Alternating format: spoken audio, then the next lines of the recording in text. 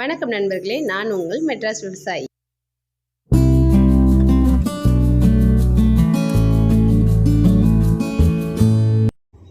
இன்றைக்கி வீடியோவில் தேமூர் கரைசல் எப்படி தயார் செய்கிறதுன்னு தான் பார்க்க போகிறோம். இந்த தேமூர் கரைசல் எதுக்கு பயன்படுதுன்னா, செடிகளில் வந்து நிறைய பூ பூக்கிறதுக்கும் நிறைய காய்கள் வந்து கொட்டாமல் காய்க்கிறதுக்கும் தான் இந்த தேமூர் கரைசல் யூஸ் ஆகுது. சரி, இது எப்படி தயார் பண்ணுறதுன்னு இப்போ பார்க்கலாம். இதுக்கு தேவையான பொருள்னு பார்த்திங்கன்னா, நல்ல புளிச்ச தயிர் ஒரு கப் எடுத்துக்கலாம்.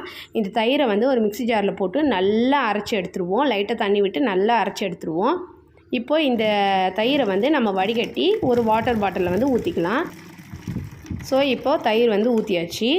இப்போ அடுத்து என்ன பண்ண போகிறோன்னா, அரை மூடி தேங்காய் எடுத்துக்கலாம். அதை வந்து சின்ன சின்ன பீசஸாக நறுக்கி போட்டு அதுலேயும் லைட்டாக தண்ணி சேர்த்து அதையும் நல்லா நைஸாக அரைச்சி எடுத்துருவோம். இப்போ அதையும் வடிகட்டி இந்த தயிர் வந்து எந்த அளவுக்கு ஊற்றணுமோ அதே அளவுக்கு வந்து இந்த தேங்காய் பாலையும் வந்து அதில் ஊற்றிடுவோம்.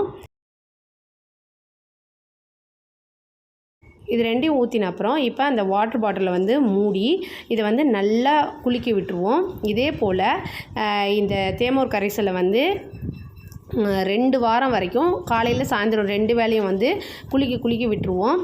இதில் நம்ம செய்யக்கூடாத விஷயம் என்னென்னு பார்த்தீங்கன்னா, இந்த கேனை வந்து நல்லா டைட்டாக மூடணும். நம்ம வந்து இதை நார்மலாக வச்சுருந்தோன்னா இதில் புழு வர ஆரம்பிச்சிடும். வெளிக்காற்று இதில் பட்டுச்சுன்னா இதில் புழு வர ஆரம்பிச்சிடும். அதனால் காற்று படாமல் இதை வந்து நல்லா டைட்டாக மூடி இருக்கணும். ஸோ 2 வாரம் கழித்து இந்த கரைசலை வந்து நம்ம செடிங்களுக்கு யூஸ் பண்ணலாம். ஸோ இது எப்படி யூஸ் பண்ணோன்னா, இதில் 1 பங்கு தேமூர் கரைசல் எடுத்தோன்னா அதோட 10 மடங்கு வந்து தண்ணி சேர்த்து இதை வந்து செடிங்களுக்கு நம்ம ஸ்ப்ரே பண்ணலாம். இதை வந்து செடிங்களோட வேர் பகுதி, இலை எல்லா இடத்துலையுமே ஸ்ப்ரே பண்ணலாம். இந்த மாதிரி ஸ்ப்ரே பண்ணும்போது செடிகள் வந்து ரொம்ப நல்லாவே காயும் வைக்கும், பூவும் வைக்கும்.